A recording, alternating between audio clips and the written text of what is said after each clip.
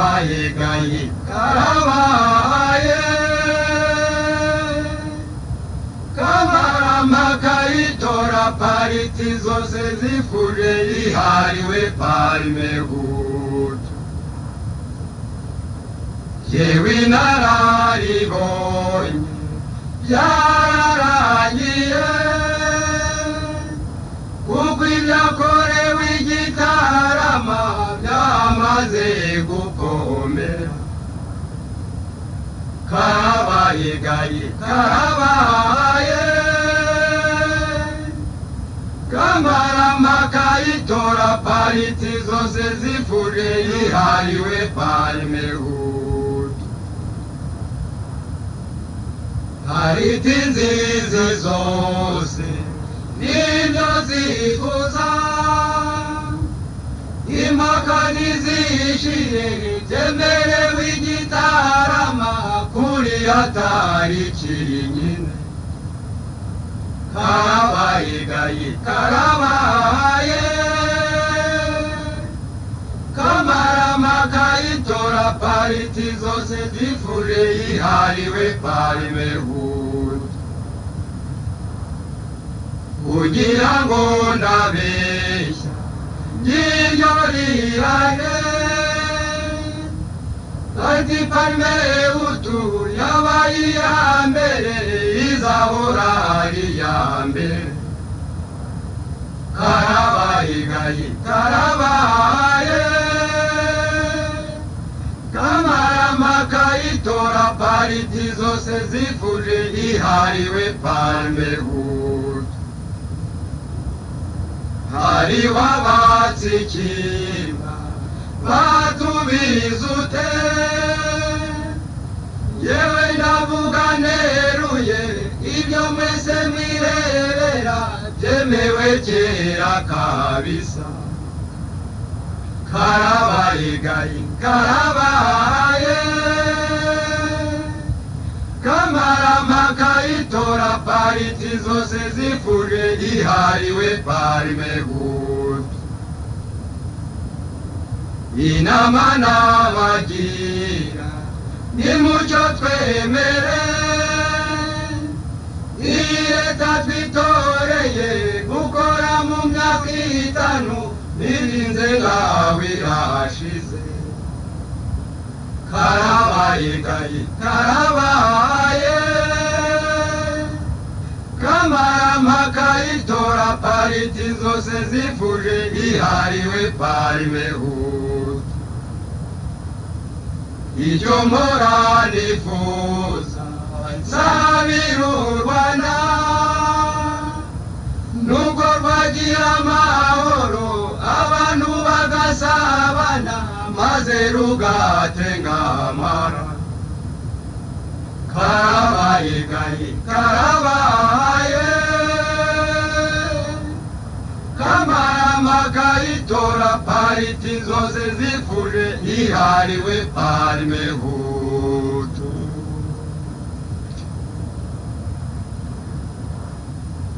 turatsinze gayi turatsinze Kamarampaka itora pariti zose zifuje yihariwe Parmehutu ni muri Rwanda yacu turagutsindiye ati Parmehutu iba iya mbere izahora ari iya mbere turatsinze gayi turatsinze Kamarampaka itora pariti zose zifuje yihariwe Parmehutu aho uri hose cyo vuza impundu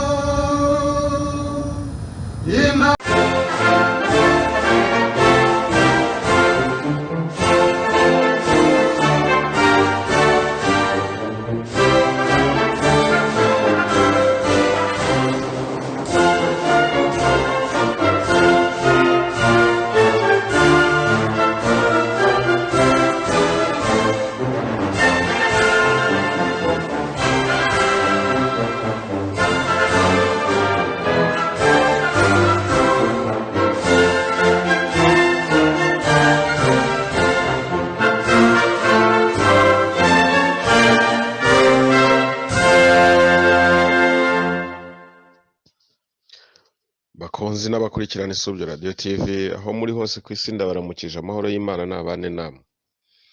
Uyu munsi nagira ngo tujye muri politike y'iwacu mu Rwanda, hanyuma mbasabe duterere akajisho n'intekerezo zacu mu mateka mabi yacu.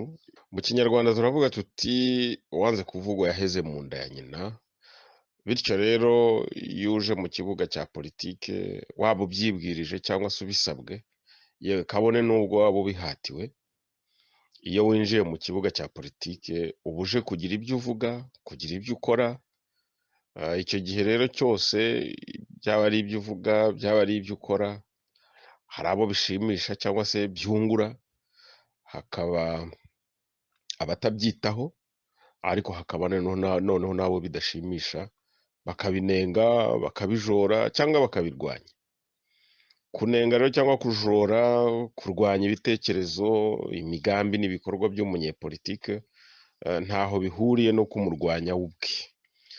Kuko ushobora kurwanya ukanenga no ukanajora imigambi n'ibitekerezo by'inshuti yawe magara, ariko ntago warwana n'inshuti yawe magara. Ariko ibitekerezo bye wabijora, wabinenga, wabirwanya.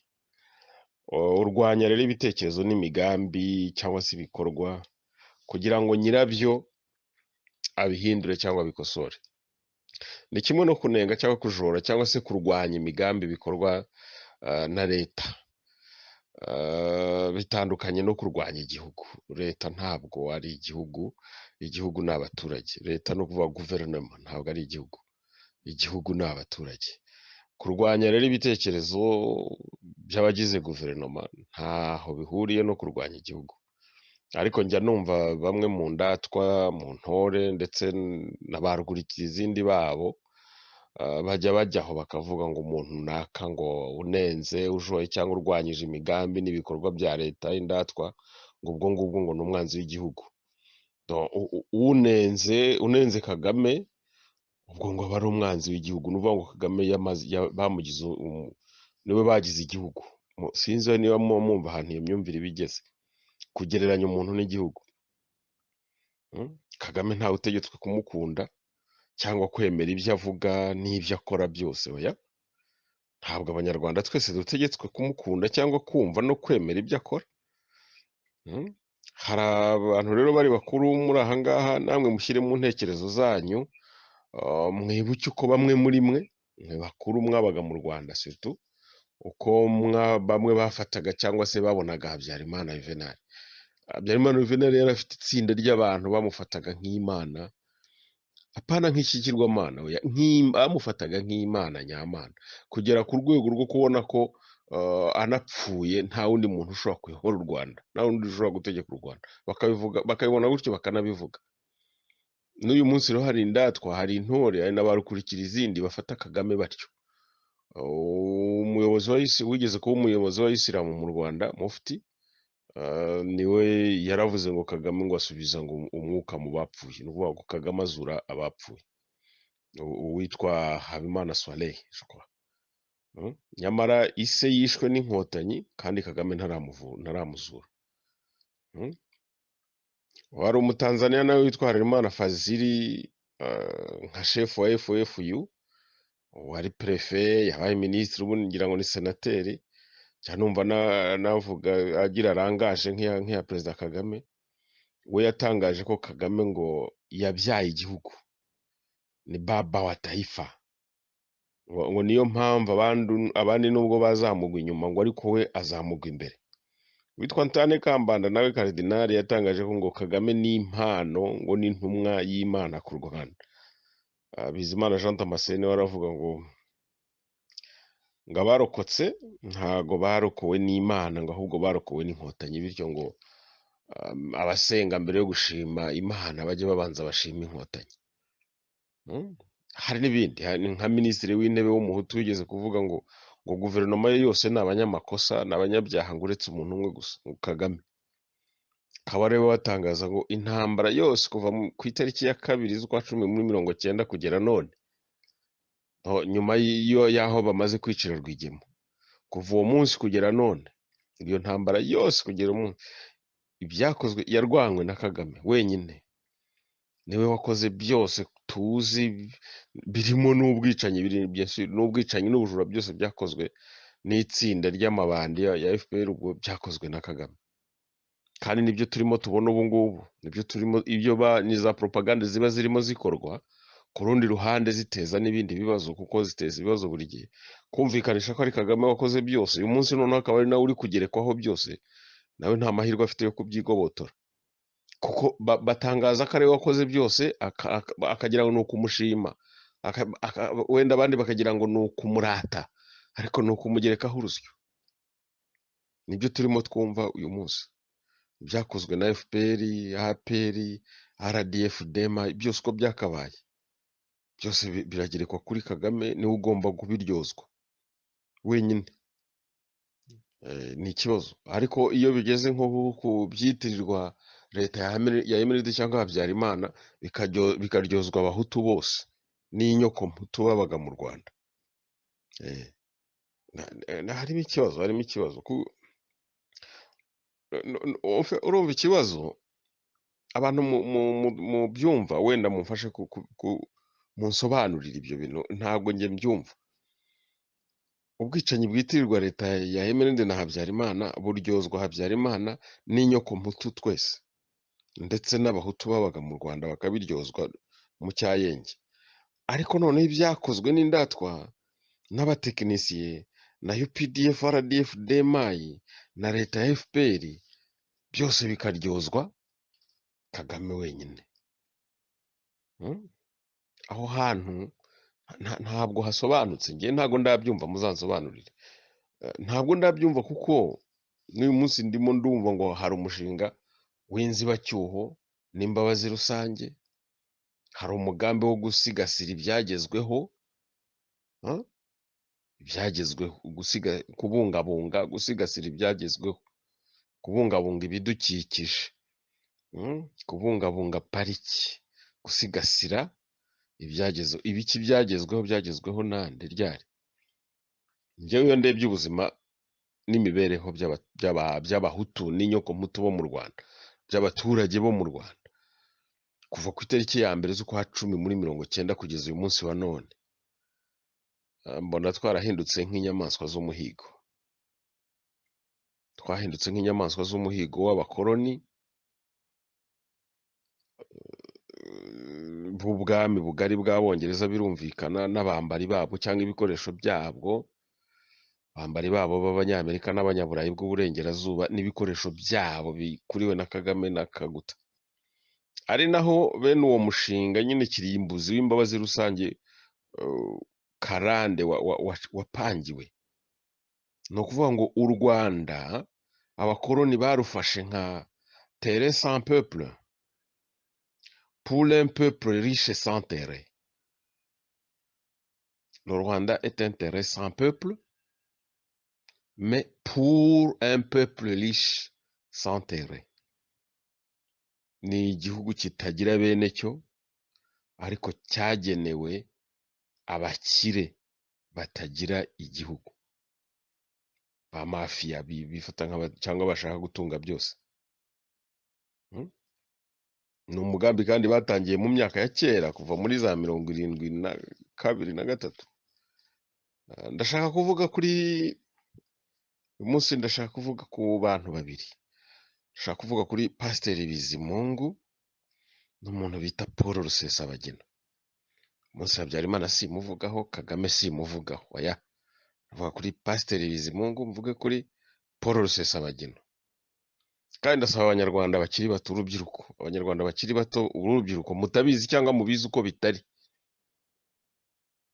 nta numwe uvuye mutambwe ngo ngiye ngo ndi umuhutu ngiye ndi umututsi ngiye ndi indatwa ngiye ndi intore ngiye ndi intera hamwe ngiye mvuka mu Rukiga ngiye mvuka Induga ibyo bintu ntago nkeneye kubyumva mwese witwa umunyarwanda wese umwana wa Paul arimo no Kabarebe n'umugande no wa Paul arimo abakayonga barimo Rutarema rumenye ntabagira bo mwese mubaye abanyabwenge mwe mukiri bato mwakwirinda ibintu byose birimo kubateranya bituruka mu butegetsi mu babyeyi, mu bavandimwe, mu nshuti zanyu. Mubaye abanyabwenge mwacika ku macakubiri ashingiye kuri ibyo bintu byose navuze: uturere, amoko, amadini, from no. Mwabicikaho mubaye abanyabwenge kandi birashoboka. Niba mujya mukurikira, kandi ndabizi ko mukurikira ndetse mufite n'ubwenge n'ubushobozi bwo gukurikira mukamenya gutandukanya ikibi n'icyiza, mukamenya no guhitamo. Ndakeka mwaba mwarigeze mwumva bamwe mu bambari b'ingoma y'indatwa za FPR, intore na ba rukurikira-izindi, mwaba mwarigeze mubumva bavuga ngo mu 1972-73 ngo abahutu bakoze jenoside y'abatutsi, bica abanyeshuri mu mashuri makuru na kaminuza y'i Butare. Ibyo bintu mujya mubyumva? Hari umuntu umaze kubivuga inshuro nyinshi, ni uwitwa Bizimana Jean Damascene. Niwe ushinja abahutu ngo bakoze jenoside mu mashuri na kaminuza muri uwo mwaka w'1972, 1973.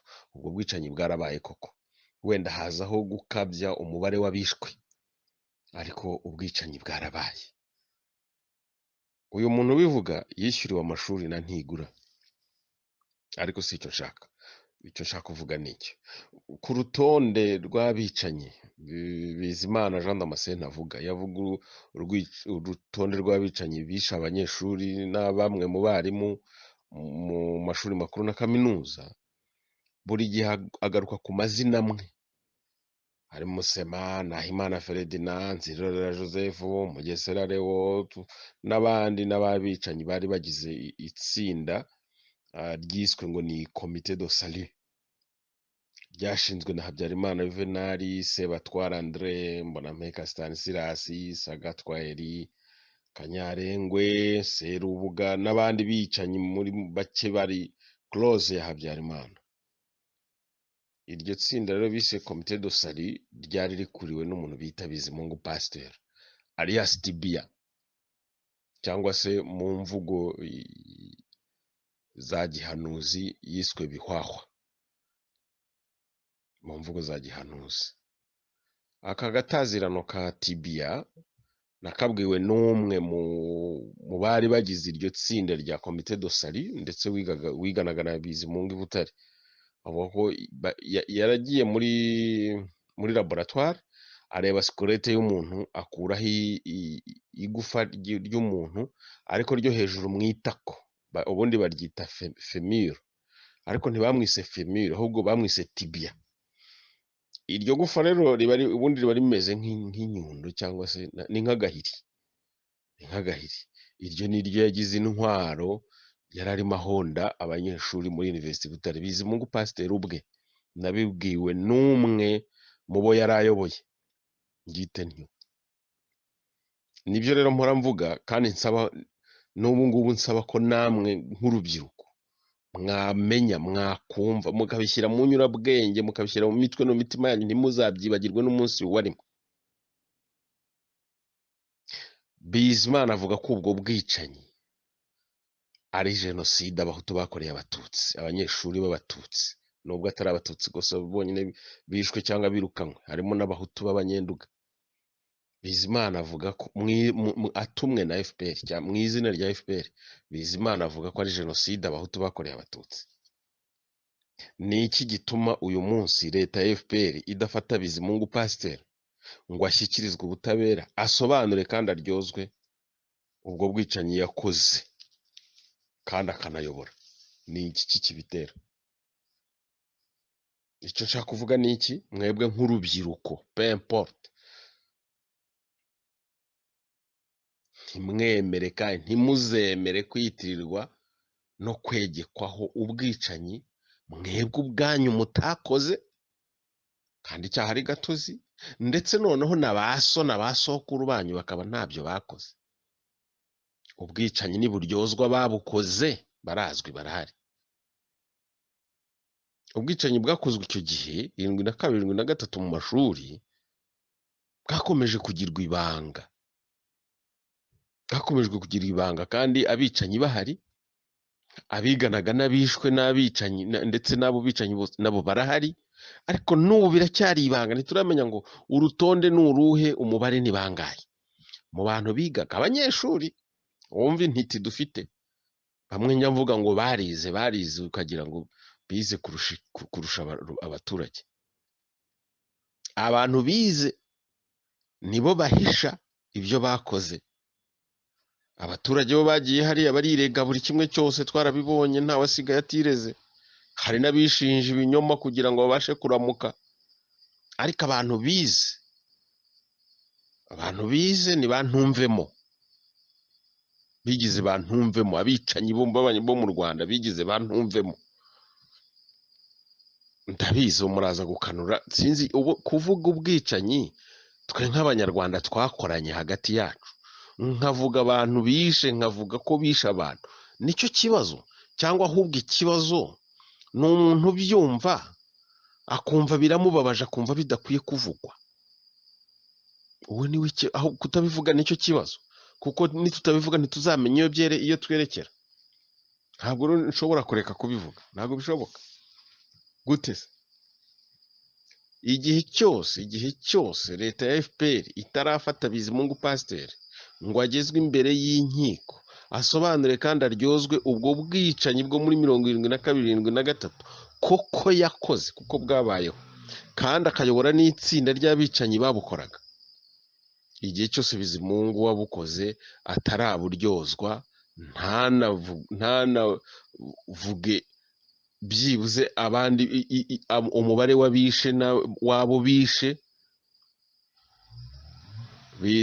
Bizimana Jean Damascene, Indatwa, Intore ndetse na barukurikira izindi bo muri FPR bazibe,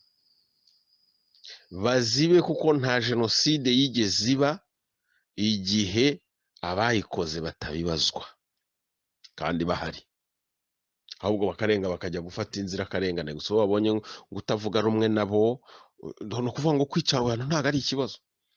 Ikibazo ni uko utabona ibintu kimwe na FPR. Bavuze bati uyu muntu turashaka kumwica, ukajya ubwo rwose nta kibazo. Ariko nubwo waba utaratunze n'umuntu urutoki, ariko ukaba uvuga uti ibintu FPR irimo gukora ntabwo ari byo, ntabwo muri kumwe, aho niho hari ikibazo. Iyo jenoside y'72-73 itaryozwa Bizimungu, ntihagire ubu n'iteka ryose kugeza ku munsi w'imperuka, ntihagire undi munyarwanda uzayiryozwa. Mwebwe abakiri bato nimwe aracyahari Bizimungu, ntaho yagiye. Mbere yo kuyitirira abari hanze n'abapfuye, nibafate chef w'iyo ekipe. Ubu ni ubwa gatatu mbivuze, nibafate Bizimungu aryozwa ibintu ubwicanyi yakoze, akanayobora mu mashuri makuru na kaminuza i Butare, yitwa Tibia kubera igufwa rya femire ya skelete y'umuntu yari afite, yagendaga ahonda abanyeshuri. Nabiryozwe Bizimungu Pasiteri. Bitari ibyo Bizimana Jean Damascene, turakwiyamye. Njyewe nk'akazigaba ndakwiyamye, n'abana b'abanyarwanda babyumva bazanakwiyame, n'undi uzabizana bamwiyame, bavuga ngo nguriye uwishe abantu mu mashuri 72-73 mubimuryoze. Niba mutarabimuryoje kandi muhari, muzibe. Sinzi niba icyo cyumvikana. Ubwicanyi bw'72-73 bwakozwe n'itsinda ry'abicanyi bashinzwe n'itsinda rya Habyarimana. Abicanyi bayoborwa na Bizimungu Pasiteri, bica abantu, bajujubya abanyeshuri, bica abandi, bica n'abarimu, hategurwa ihirikwa ry'ubutegetsi muri 73. Ihirikwa ry'ubutegetsi bwa Kayibanda, umugambi wapanzwe, wateguwe na Ronari yari hanze, iyobowe na Rukeba François n'umwami Kigeli. Barabitegura, bicisha abantu, bicisha abanyeshuri, bicisha abarimu, ariko babigeraho barabuhirika. Bakorana na Ronari yo mu gihugu iyobowe na Bigirumwami Aloyizi na Habyarimana Juvenal n'ingabo ze, cyangwa se n'abicanyi babo.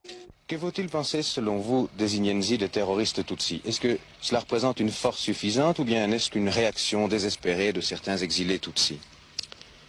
C'est plutôt une réaction de quelques aventuriers qui se servent d'une certaine jeunesse plutôt de bandits. C'est donc plutôt un problème de réduire le banditisme.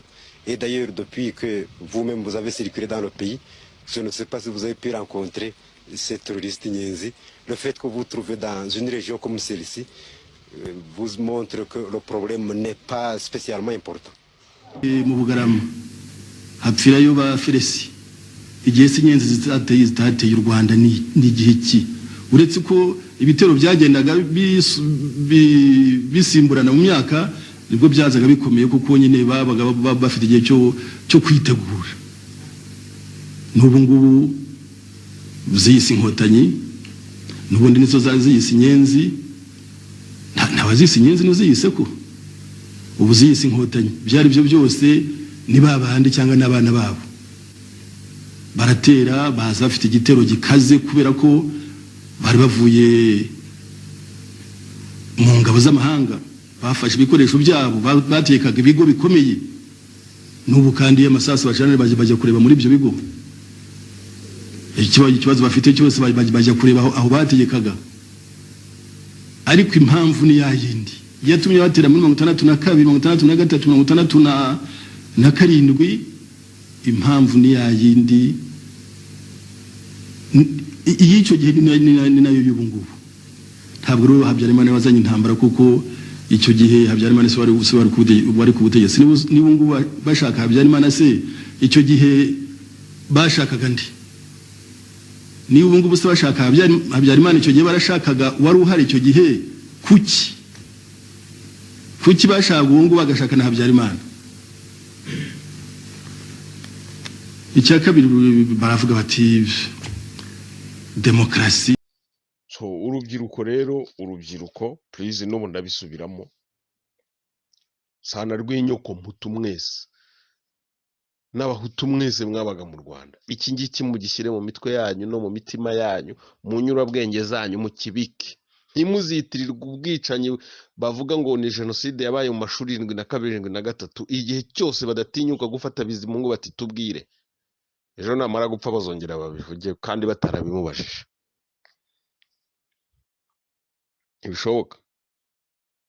ntibishoboka indatwa na Loni gutegura ubwicanyi bakicisha inyoko mputu n'abahutu bo mu Rwanda kugira ngo dukunde dusubizwe mu bukoloni n'ubucakara ubwo bwicanyi nta bwoko bugomba kuburyozwa ubwo bwicanyi bwarabaye bugomba kuryozwa babukoze Bizimungu yica abanyeshuri n'abarimu leta ya Habyarimana imugororere kuba umuyobozi wa Electrogaze no gushaka ibwami